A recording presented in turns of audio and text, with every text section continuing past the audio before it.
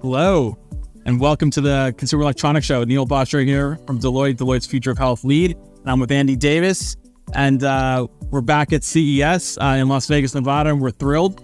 We're going to walk the floor here in a little bit, and we're going to actually see what's going on from a health perspective. What we know is that CES is increasingly a health conference with excess of 20% of the floor being health-related offerings, products, services. And so we're really excited to find out what's hot and new this year, how much of it is really driving the future of health vision that Deloitte's laid out over the last 5 years, and what's new and exciting and what's not happening that we expected. So Andy, what are you anticipating that we're going to find out?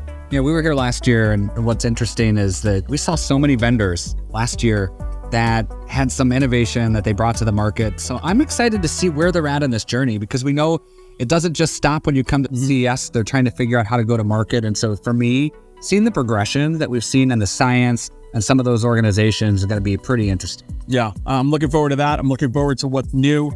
Are we on the path towards the future of health as we expected? Have we hit a lull and are we delayed, or are we accelerating? And if so, where? More to come. Excited to bring you some of those details as we get into the show. And we're in the awards section where they have all the innovations that happen. And what's interesting, we want to highlight one before we head out onto the floor, because this one's really interesting. You're going to look at this, and what you're going to see is you're going to see fitness apparel.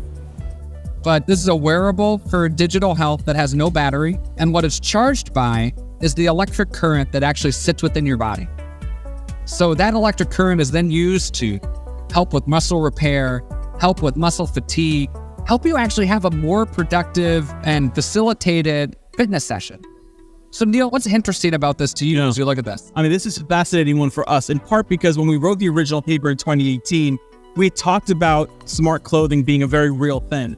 And the ability to diagnose unbelievably early was a function of being able to be always on and on the body. We kind of assumed that. And we talked about the smart toilet in that same paper, but smart clothing was a big theme. And this is the first example where you start getting into really interesting applications of fabric and technology, and we're a step closer. I don't think it's quite what we envisioned, but we're a step closer. Now, what's interesting about this product as they're going to market is it's in very particular spots where the electrical circuitry is located that allows for the sort of energy capture and redistribution.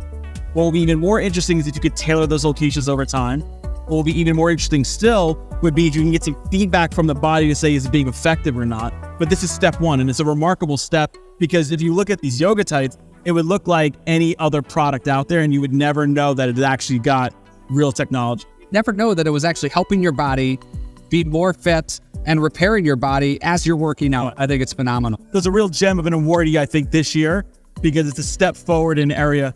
It's 1.0, but we're on our way to smart clothing. Look for more of that in the stores over the coming years. So one more from the CES floor amongst the awardees. This is the Innovation Awards, and another one that caught our eye was a convergence play. So this is a makeup product, but it actually diagnoses lip damage, and as you apply it, it actually, driven by light, repairs the damaged lip. So a product that's historically considered a fashion or certainly not a medical or a health product, all of a sudden now is an infusion of technology that blends the consumer aspect, the retail aspect, the fashion aspect, and now a health aspect. And that's really a very interesting convergence. I think about what we get to see in the consumer element, like healthcare products were made for physicians, they were made for patients, they were made for members. This is a consumer product that is delivering on diagnosing and treating issues related to your lips. And what I think is interesting is, as we continue to walk the floor, you see more and more of that integration between what does a consumer want and how can it also help them balance their healthcare. Yeah. I find that fascinating. So next gen lip balm, watch out. You've got medical lipstick maybe on its way. Check your grocer, check your drugstore. Really cool stuff showing up in terms of health where you least expect it. So Andy and Neil here on the floor at CES. Looking forward to continuing the conversation.